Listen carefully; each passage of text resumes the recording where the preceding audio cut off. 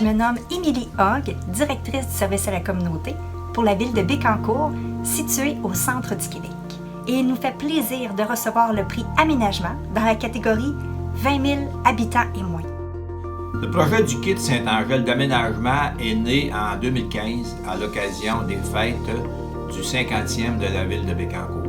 À cette époque-là, on avait développé une thématique qui était fierté et appartenance, en comprenant que la ville de Bécancour est un très grand territoire de près de 500 km² avec une trentaine de kilomètres de rive sur le Saint-Laurent.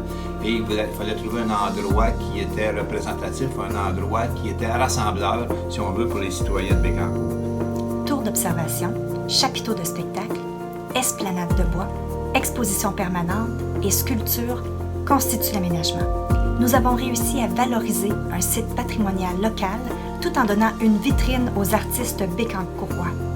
Ce lieu est un lieu où convergent l'ensemble des formes d'art, soit l'art de la scène, les arts visuels, les métiers d'art, l'art public et l'art de la rue. Investissement Québec, le Fonds ABI pour les collectivités durables et un donateur privé nous a permis de compléter le montage financier de la ville de Bécancour pour réaliser un projet d'une envergure de 750 000 $. Le quai revêt une importance majeure pour la ville de Bécancour, une importance sociale dans l'appartenance, dans le regroupement des divers secteurs qui sont parfois éloignés les uns des autres.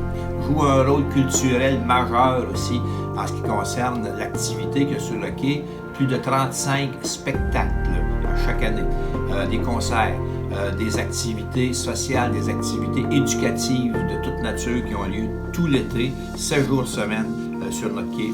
La dimension touristique, quand on pense que 13 000 personnes au cours des dernières années ont passé pendant l'été sur le quai, pour nous autres, c'est beaucoup de monde. Et la dimension historique, la dimension patrimoniale, je dirais, le quai a une représentation d'histoire de la région parce que le seul lien qu'il y avait entre la rive sud et la rive nord, avant l'avènement du pont de la Violette en 1967, c'était la traverse du quai Saint-Angèle-Trois-Rivières.